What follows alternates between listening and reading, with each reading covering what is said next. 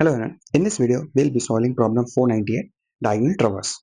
The problem statement is, we are given an m by n matrix.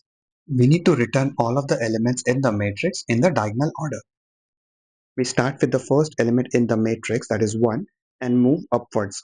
And once we hit the ceiling, we then switch the directions and start going downwards. So after 1, the next element is 2. And if we continue going downwards in the diagonal direction, the next element is 4.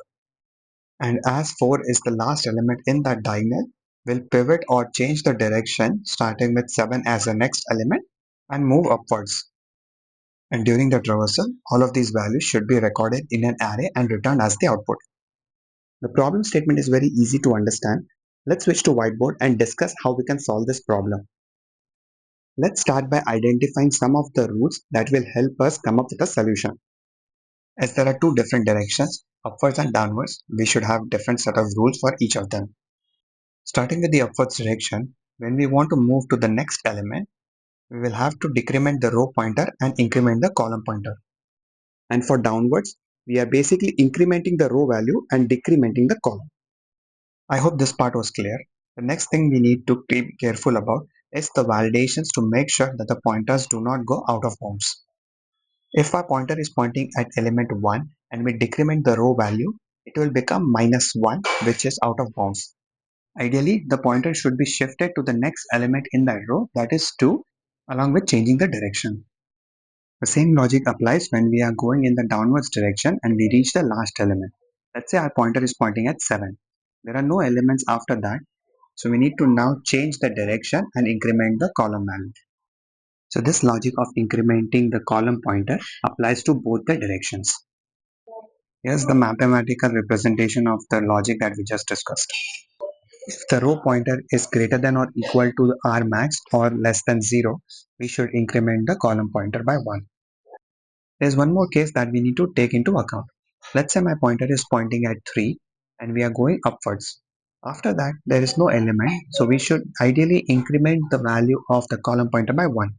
But there is no more column after 3 as it is the last column. So we'll be again getting out of bounds error if we use that logic as is. So instead we need to increment the row pointer so that we can switch to 6 and then change the direction to go downwards. To support this criteria, we also need to take into account the column value. The logic is very similar, where if the column value is greater than or equal to column max or less than 0, then we should increment the row value by 1. This logic applies to both upwards and downwards direction.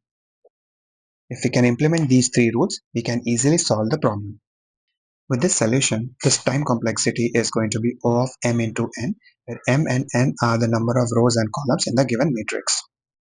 This is because we are traversing through the input matrix only once, while the space complexity is O of 1, as we are not creating any additional collection besides the one where we are recording the values that needs to be returned as the output. If we include that into the calculation, then the space complexity will be O of m into n. I hope you are able to understand the explanation. Let me show you how we can implement this using Java. In this Java implementation, I started by adding some validation to make sure that the matrix is not null and the length is greater than 0. If any of the conditions are not met, then I'm returning null as the output. After that, I've initialized few variables that will be used as the pointers for row and column and the result variable, which is of type integer array.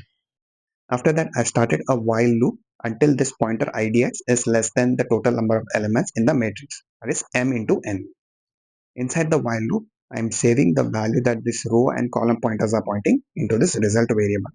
If we are going in the upwards direction, then the first check is to validate if column is equals to column max.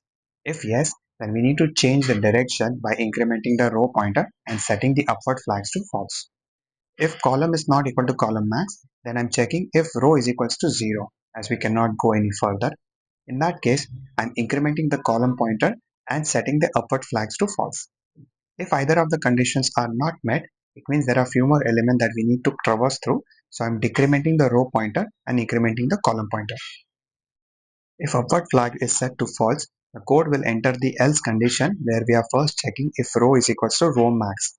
If yes, then I'm incrementing the column pointer and setting the upward flags to true. If not, then I'm checking if column is equals to 0. If the condition is met, then I'm incrementing the row pointer and setting the upward flags to true. If either of the conditions are not met, then I'm incrementing the row pointer and decrementing the column pointer. After the while loop is complete, I'm returning this results array as the output. This code, when submitted on LeetCode, reached 98% of the submissions in terms of runtime and nearly 53% in terms of memory. Thank you for watching this video. I hope you are able to understand the explanation. The details to access the source code is available in the description below. Feel free to check that out, and I will see you in the next one. Thank you.